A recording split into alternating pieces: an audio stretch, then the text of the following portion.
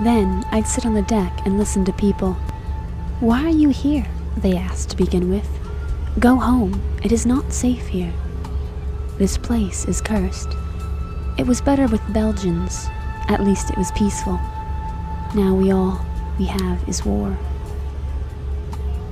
All they want is diamonds, gold, and cobalt. And what do we get? Nothing. They kill. They rape. Their voices were angry, and I was angry with them. It is not safe here. Go back home. I went back to my tent.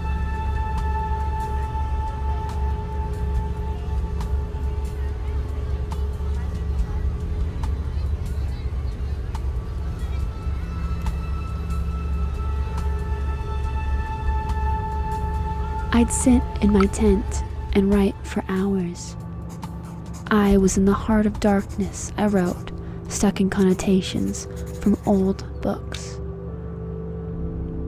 A beautiful country filled with people who have suffered so much. I looked at the page. The words felt strange, like they'd been written by somebody else.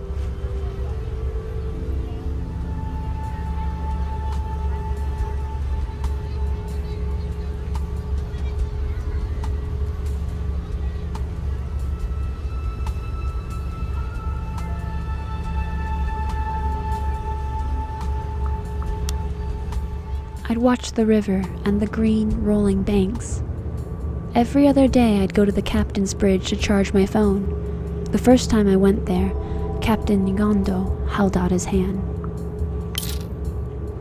I paid. No such thing as a free lunch, as they say.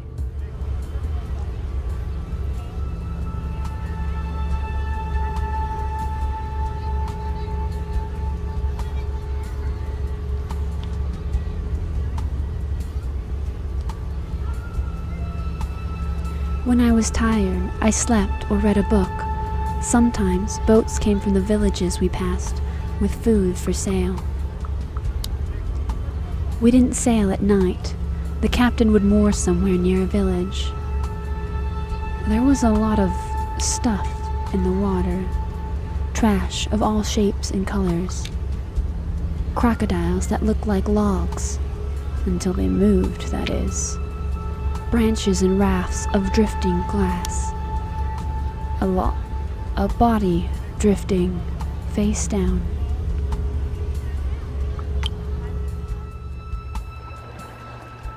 I talked to the captain. "But you do know the river, right?" I asked him once. "I do," he answered. "I know it by heart. The maps I have are 30 years old, so I need to look at the river to know what is in front of us.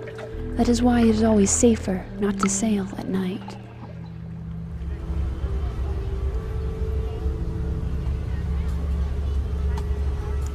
Every second night, I paid someone to get me fresh water.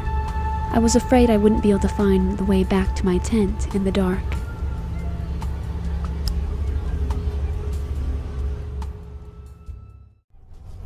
The crisis. On the 10th day of the journey, my phone, even though it was fully charged, lost its signal. I looked at it in frustration, but there was nothing I could do. It was beyond my control, just like so many other things that had happened in my life. Just like Jose, my husband who wanted me to come home so he could ignore me.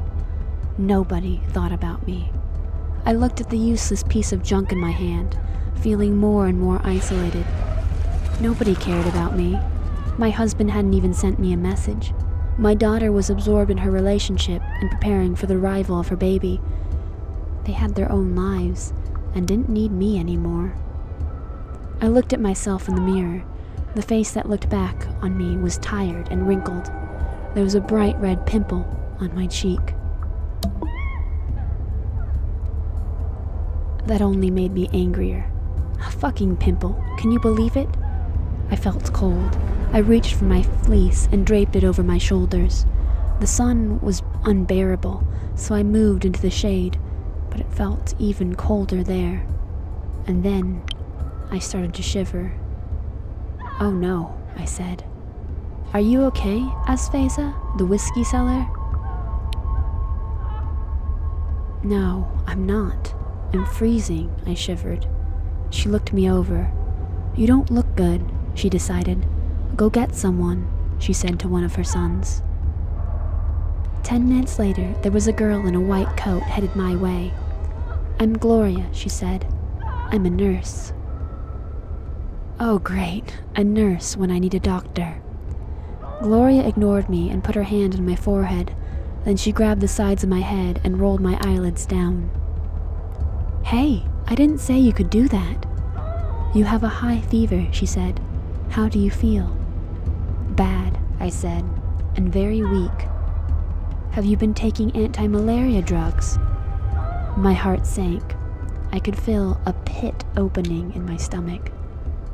Of course, I've been taking doxycycline and using repellents this whole time. She looked at me with compassion in her big, dark eyes. You need to take it, and we need to observe you for the next 48 hours. The nearest hospital is in Bangui. It wouldn't usually be such an issue, but you are white and old. You aren't used to this climate. We will see if you get the chills again. They come at regular intervals. I just nodded and sat there stunned. Malaria was bad news. And then it got even worse. All of a sudden, without any warning, I doubled over and vomited. Gloria pursed her lips. Don't worry, we will take care of you, she said. I'll be right back. The fever. Somebody put a cold, damp cloth on my forehead. It could have been Gloria. It could have been somebody else. I wasn't able to tell. I was barely conscious. Every cell in my body hurt. My stomach clenched and unclenched as though it was being gripped by an iron fist. I moaned, I vomited, and I lay there helplessly. Somebody carried me to the toilets and helped me wash and relieve myself. Somebody gave me water and helped me to drink. People watched over me while I slept. What if I had malaria? What if, despite taking the drugs and covering myself in repellents, mosquitoes, the little fuckers, had got to me, injected me with their poison, and my blood was somehow now full of parasites? What if I was going to suffer like this for the rest of my life, alone and unwanted? I woke up. I was 15 again, sitting in the kitchen, watching helplessly as my stepdad yelled at my mom. I closed my eyes. He was shouting at her for not bringing in enough money to the household, for giving birth to useless daughters, for being a fat, ugly cow. It wasn't true. She wasn't fat or ugly. Why wouldn't he just fuck off and die? I woke up. Adwoa's face was like a mirage in the distance. Hush now, she said. Drink this. I don't want to drink it, I spat at her. You left me. Everybody left me. Hush, you're ill. Drink this. I woke up. I crawled out of the tent, stood up, and collapsed. Adwoa sat across from the table from me. She wouldn't look me in the eye. I have to, she said. I have to, and you have to understand that I have to. I know you'll understand. She turned from a woman into a dog. Sharp fangs pierced my ring finger. I yanked my hand away. I turned into a monkey and escaped. I woke up. Somebody was undressing me, washing me with a cool sponge, putting on new clothes. There was a strange, tangy, smoky smell in my nostrils. I opened my eyes. I was somewhere else. There was an old man there with gnarled hands and a naked chest. He held burning herbs in his hands. Then there were feathers touching my face. Something rattled, moved, squeaked, and suddenly warm, heavy liquid fell over my cheeks. I started to retch. I woke up. There were cool hands on my forehead. Somebody heaved me up and helped me as I vomited into a bucket. The world swam around me. I told you that you're too old for this, said my husband with disdain. You're old, your tits are small and dried up, you're all wrinkled, and I can't stand the sight of you anymore. "Go to hell, you piece of shit," I said, and woke up. "What's wrong with me?" I asked. My throat was parched. I could barely recognize my own voice. "I don't know yet," Gloria said, "but you are strong for an old white woman." "That's racist and ageist," I mumbled. She started to laugh. The laugh reverberated in my skull like an echo in a vast cavern. What if I die here, I thought. What if I die here, alone on the river, surrounded by strangers, in this God-forsaken heart of darkness, and my body's thrown into the water for the crocodiles to feed on? What if I die here, alone and forgotten, without my family, without my friends? Nobody cared. Nobody loved me, and I'd brought it all on myself. I slept. Was it malaria? I lay on the deck, exhausted. Gloria kept her cool hand on my forehead. "I think you are improving," she said. A young Red Cross trainee was sitting on the other side of me. I looked at him. What happened to me? "We think you had a bad case of heat stroke combined with food poisoning and dehydration," he said. "Well," said Gloria doubtfully, "I still think we should wait another 24 hours to see if your symptoms continue." "Do not worry. We are going to take care of you and get you to the nearest hospital. If you were 20, maybe it would not be such an issue, but we are concerned about your age." I felt a surge of anger, and I clenched my teeth. "I'm not old," I hissed. "Yes, you are." Gloria raised her eyebrows. "Being old is a good thing." "That's easy to say when you're young," I scoffed.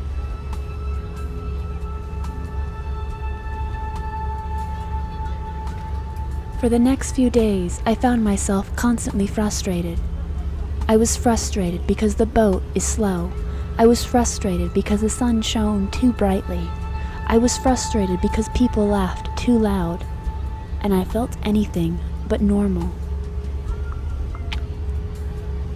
I felt helpless. Family matters. I was woken by the sound of shouting. I sat up and listened. There were 2 female voices and 1 male screaming at each other in Swahili.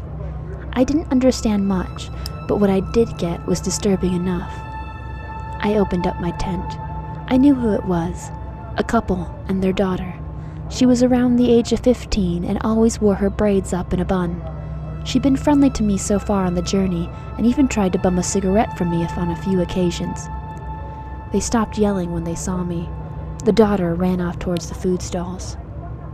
I followed her. When I finally found her, she was crying. I bought some food for us both and sat down next to her. I pushed the bowl over to her, and we sat in silence until she calmed down a little and took a few bites of food. "What happened?" She wiped her eyes. "They're going to kill us," she said. "Who?" I felt adrenaline pumping in my veins. "My father is in debt," she continued, "to a powerful man.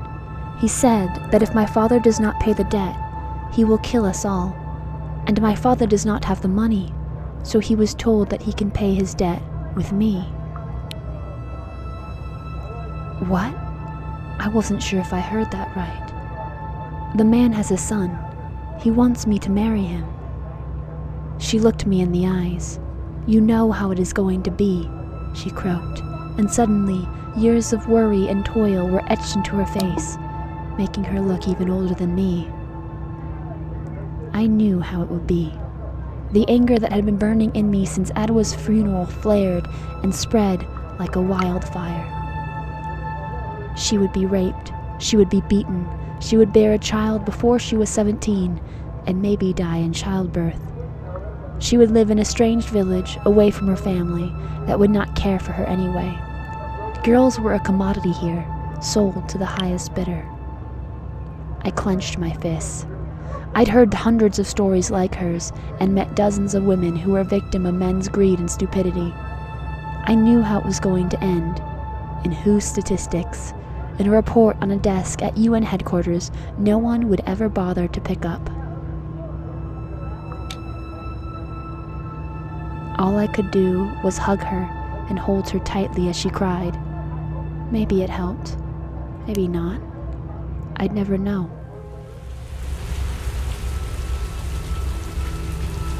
The rain, and then it started to rain. I forgot how intense African downpours could be.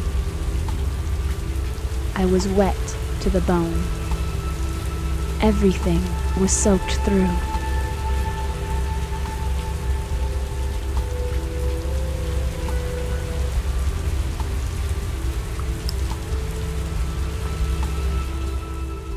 It rained and it poured.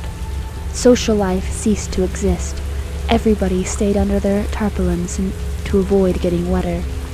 People would just lie on the deck and look into empty space. They didn't seem to care. And I discovered that I didn't care either. I didn't care that I was drenched to the bone. I didn't care about the people I couldn't help. I didn't care about who cared about me and who didn't. I wasn't angry anymore. I was annoyed, but only because I might catch a cold. That was all. I just sat in my soaking tent and observed. One day I took a deep breath and realized that I stank. I started to laugh.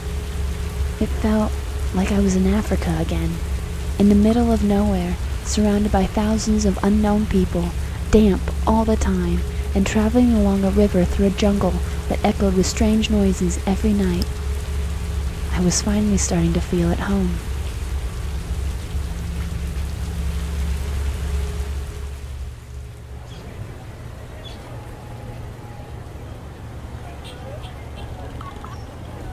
Chapter 4. Get out of the taxi. In Bangui, the Central African Republic was not a fun place to be, but I was energetic and ready to face it now that my burning anger had finally dissipated. Not that I minded being in a country where there was an ongoing civil war, of course. It reminded me of my late 20s and the time I'd spent there then. I looked around. On the green hills overlooking the city, huge white letters spelled out, Bangui la Coquette. I promised myself that if I got off this continent in one piece, I'd start taking better care of myself. I found a hotel, got a room, and slumped on my bed, exhausted. Take a shower. AC at last. The phone rang while I was in the shower. It kept ringing as I let the steaming hot water pour down my back. But Dominic was a stubborn old mule, and he called again. Howdy, gorgeous. His Texan's twang hadn't changed a bit. You off that boat yet? No, I'm still in the middle of the river, I said, sardonically. Of course I'm off the boat. Well, all right then. PK 0 in half an hour? Can you make it 15?